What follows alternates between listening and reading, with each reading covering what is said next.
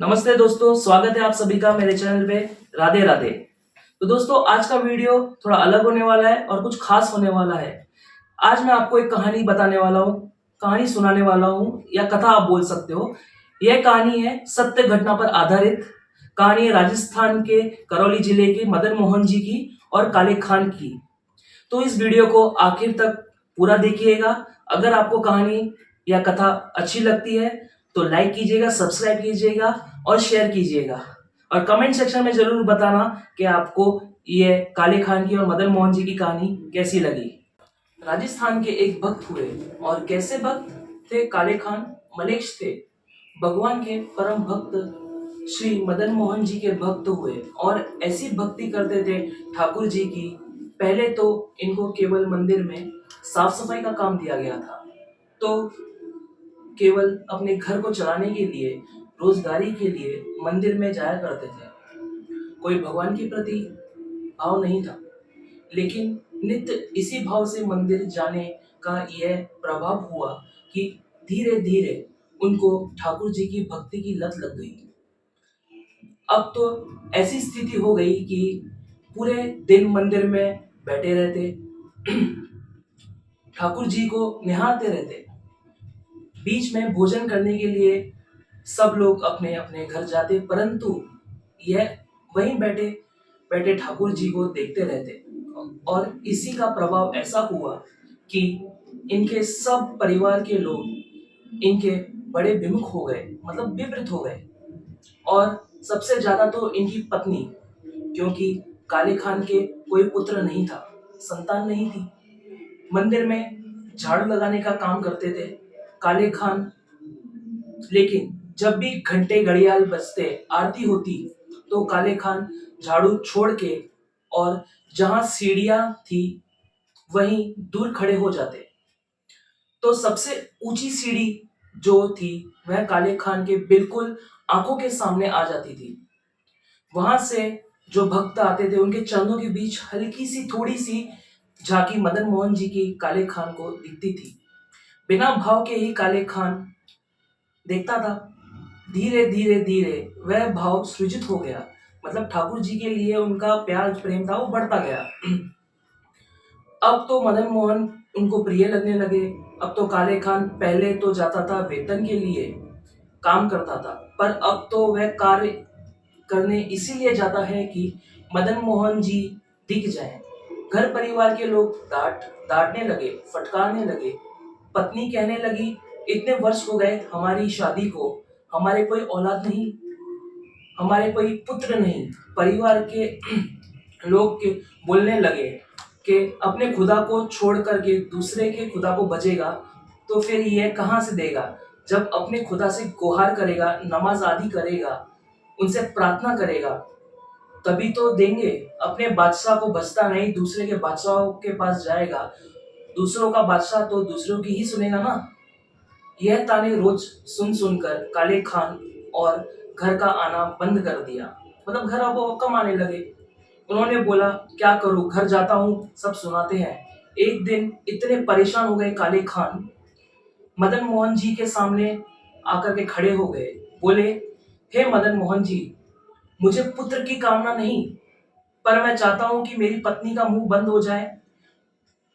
मैं चाहता हूं परिवार वाले जो ताना मारते हैं मेरे ऊपर, यह ताने बंद हो जाए, ताकि मेरा परिवार, मेरा आपके दर पर आना बंद ना हो। इसीलिए मुझे पुत्र दे दो। मदन मोहन जी ने कृपा की और कुछ दिन बाद ही खबर आ गई कि काले खान के घर उनकी पत्नी गर्भवती हो गई है। अब तो काले खान और जाते और जितने लोग ताने मारते थे उनसे कहते थे, आप बोलो, अब तो मैंने खुदा को नहीं बजा, कहाँ से आ रहा है ये संतान? ये हमारे मदन मोहन जी की कृपा है, मदन मोहन जी दे रहे हैं। तो सब लोग चुप हो जाते, कुछ कहते नहीं। पुत्र ने जन्म लिया। धीरे धीरे पुत्र बड़ा होने लगा। काले खान बड़े प्रसन्न थे, क्योंकि अब उनको कोई टोकता नहीं, कोई रोकता नहीं। वे नित्य सुबह मंगला में जाते और आटो झांकियों का दर्शन करके फिर घर आते। लेकिन सब कुछ सीधा सीधा चले, सब कुछ सीधा सीधा चलता रहे, इसमें भी हमारे ठाकुर जी को चैन पड़ता नहीं। 8 वर्ष की आयु हो गई काले खान के पुत्र की। नदी के किनारे खेल रहा था और एक काले सांप ने उनके पुत्र को डस लिया। मृतक अवस्था में पड़ा था। कुछ मित्रों ने जाकर के काले खान की पत्नी को बताया, आपके पुत्र को सांप ने काट लिया है। पत्नी दौड़ी दौड़ी गई। अब सोचने लगी कहाँ जाऊं, तो बोली मंदिर में काले खान को बताते हुए जाऊंगी पुत्र के पास। काले खान को जाकर के सूचना दी। बोले जल्दी चलो, क्या हो गया, इतना हाफ क्यों रही हो? काले खान ने पूछा पत्नी से। हमारा पुत्र खेलने के लिए गया था, उसको सांप ने डस लिया है, जल्दी चलो, कोई वैद्य बुला के लाना पड़ेगा, कोई झाड़ा देने वाला बुलाना पड़ेगा, पुत्र मर जाएगा हमारा। इतने में घंटा बजने लगा। ठाकुर जी की राजभोग की आरती। जैसे ही राजभोग आरती के घंटा बजा, काले खान बोला, तुम जल्दी जाओ, मैं आरती करके आता हूँ। काले खान की पत्नी बोली, तुम कैसे काफिर हो, कैसे पिता हो? हमारा पुत्र मरने वाला है, उसको सांप ने काट लिया है, तुमको अभी भी यह कालिया दिख रहा है? इस मदन मोहन की शरण में बैठे हो। काले खान बोले, भूलो मत, इन्होंने ही दिया है हमको। काले खान की पत्नी बोली, यदि इन्होंने ही दिया है तो फिर बचा ले आज उसको।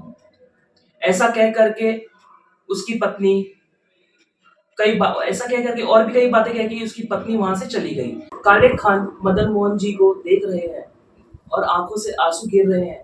काले खान कह रहे हैं, आपको अच्छा नहीं लगता कि हम ठीक ठीक रहें? सब कुछ ठीक चल रहा था। 8 सालों में किसी किसी ने मुझसे कुछ नहीं कहा। 8 सालों में एक दिन भी ऐसा नहीं गया कि मैंने आपकी कोई आरती छोड़ी हो, मेरे में किसी भी दर्शन में अवकाश आया हो।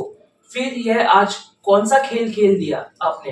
काले खान तो दर्शन करते रहे, ठाकुर जी को देखते रहे। इतने में ही पीछे से पत्नी अपने मृतक पुत्र को उसके मुंह से झाग निकल रहा था, पूरा शरीर नीला पड़ गया था। उस पुत्र को ला करके काले खान के बगल में रख दिया, मदन मोहन जी के मंदिर के दहलीज के बाहर। तो बहुत काले खान की पत्नी बोली, तुम तो बहुत कहते थे ना मदन मोहन जी ने दिया है, कह दो उनसे कि बचाए इसको। यदि आज मेरा पुत्र बच गया तो मैं तुम्हें वचन देती हूँ, तुम्हारे साथ साथ मैं भी इनकी दासी हो जाऊंगी। तभी काले खान मदन मोहन जी से कहता है कि नाथ, मुझे यह नहीं चाहिए कि आप मेरे पुत्र को बचाओ, मैं बस यह चाहता हूं कि आप मुझसे छूटो, ऐसा कुछ भी मेरे साथ ना हो। अगर आप मुझे यह वचन देते हो कि मेरे पुत्र की मृत्यु पर आप मुझसे दूर नहीं होगे तो मुझे यह भी स्वीकार है। लेकिन यदि मेरे परिवार ने आपको मुझसे दूर किया और उसमें कारण पुत्र की मृत्यु बने, तो मैं आपसे हाथ जोड़कर प्रार्थना करता हूँ, इसे बचाओ। मैं इसके बिना रह सकता हूँ, परिवार के बिना रह सकता हूँ, लेकिन आपके बिना नहीं रह सकता और मेरा परिवार मुझे आपके संग रहने नहीं देगा। काले खान कुछ पंक्तियां गाते हैं उर्दू में, जिसका मैं हिंदी में अर्थ बता रहा हूँ। काले खान बोलते हैं, बेकरार खड़ा द्वार तेरे नंद के कुमार, अब तो गौर कुछ कीजिए, हिंदुओं के नाथ हो तो हमारा कोई दावा नहीं। अगर आप केवल हिंदुओं के नाथ हो तो हम पर कृपा होनी असंभव है। पर मैंने तो सुना है दुनिया के लोग आपको जगन्नाथ बुलाते हैं। आप जग के नाथ हो, हिंदुओं के नाथ तो हमारा कोई दावा नहीं, पर हो जगत के नाथ तो हमारी सुध लीजिए। काले खान ने यह पंक्तियां जैसे ही पूर्ण करते ही देखा कि काले खान के हाथ को पकड़ा उसका पुत्र बगल में खड़ा है। काले खान ने जैसे ही देखा अपने पुत्र को, तो पुत्र कहने लगा, पिताजी वह कहाँ है? बोले, कौन? बोले, जिसने आकर के मुझको उठाया, जो मुझसे अभी वचन दे करके गया है कि उठ जा, मैं तेरे साथ खेलूंगा, वह कहाँ है? काले खान बोला, किसकी बात कर रहे हो? बोले, सांवला सा था, उसके शरीर में से चंदन की सुगंधी आ रही थी। कटाक्ष नेत्र थे। पिताजी नेत्र कोई देख ले तो ऐसा लगे कि ऐसे नेत्र दुनिया में किसी के नहीं। ऐसी सुंदर मुस्कान पिताजी, यह कहा काले खान ने अपने पुत्र को गोद में उठाया और कहा, सामने देख। जैसे ही मदन मोहन जी को देखा, 8 वर्ष के पुत्र के नेत्र भी सजल हो गए। पिताजी, यही तो आए थे मेरे पास, यही तो मुझे उठा के लाए हैं। काले खान का पूरा परिवार नतमस्तक हो गया श्री मदन मोहन जी के चरणों में। बोलो मदन मोहन लाल की जय। तो दोस्तों, यह कहानी थी काले खान और मदन मोहन जी की। काले खान मदन मोहन जी के परम भक्त थे। तो ये कहानी को यहीं विराम देते हैं, फिर मिलेंगे अगली कहानी में किसी नई कहानी के साथ। तब तक के लिए